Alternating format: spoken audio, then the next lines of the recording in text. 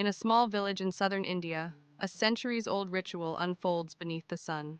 The air is filled with chants, the sound of drums, and the sight of villagers gathered around their most revered animals, cows.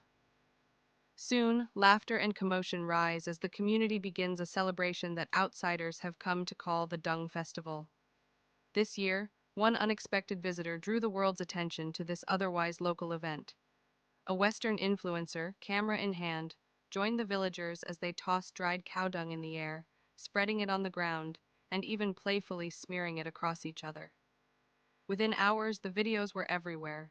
Millions watched in disbelief, some amused, others horrified. The images seemed almost designed for virality. An influencer, a sacred ritual, and an element few people expected to see celebrated. The festival, however, is no prank or modern spectacle. Known locally as Gore Habba, it has been celebrated for generations in Karnataka, a state in India's south.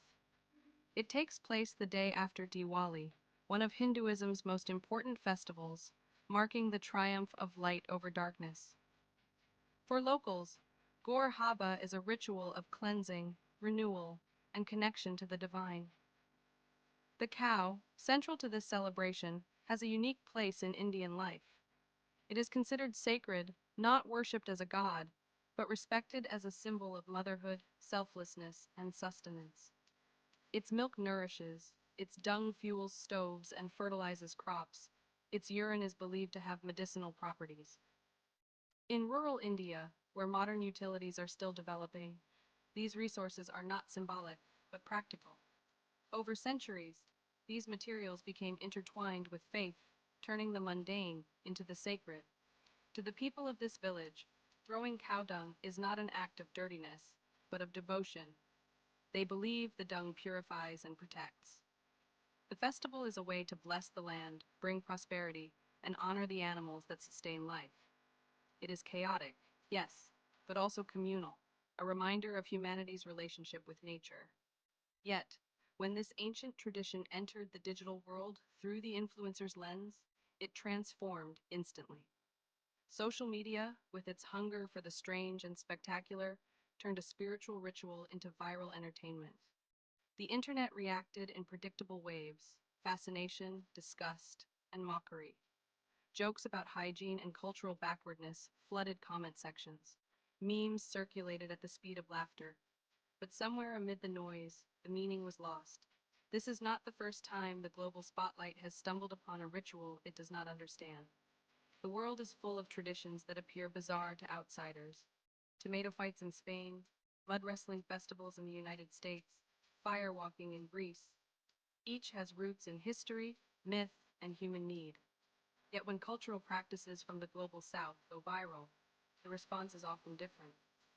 What is playful or quirky in Europe becomes primitive elsewhere. Part of the problem lies in perception and privilege. The modern Western ideal of cleanliness is shaped by urban living, industrial hygiene, and a separation from nature. Cow dung, in that worldview, is waste, something to be avoided. But in agrarian communities, where cycles of life and decay are visible every day, dung is renewal itself. It is compost, energy, and medicine. The Western reaction, then, is not just to the substance, but to a worldview that sees value where others see filth. It is also about how technology magnifies misunderstanding. In a 30-second clip, there is no time to explain theology, agriculture, or symbolism. Context vanishes, leaving only the image. A foreign visitor smiling through the mess becomes an easy target for ridicule. Algorithms favor extremes: shock, laughter, outrage, not nuance. The result is cultural flattening, centuries of meaning reduced to a viral spectacle. There is a quiet irony here. Many of the same societies that recoil from the Dung Festival have long embraced other Indian traditions: yoga, meditation, Ayurveda, but in sanitized, commercialized forms. Ancient spiritual practices, once aimed at discipline and inner peace, now appear as lifestyle accessories and wellness trends. What is considered spiritual in Los Angeles? Yoga studios often traces back to rituals and philosophies that are now being mocked online for being unclean. This exchange, selective admiration on one hand, derision on the other, reveals a complicated relationship between East and West. It shows how easily reverence can turn into ridicule when context shifts. Still, India itself is not immune to change. As the country modernizes, it faces the challenge of balancing tradition with public health. Campaigns promoting sanitation and hygiene have transformed rural life, yet many communities find ways to preserve rituals while adopting safer practices.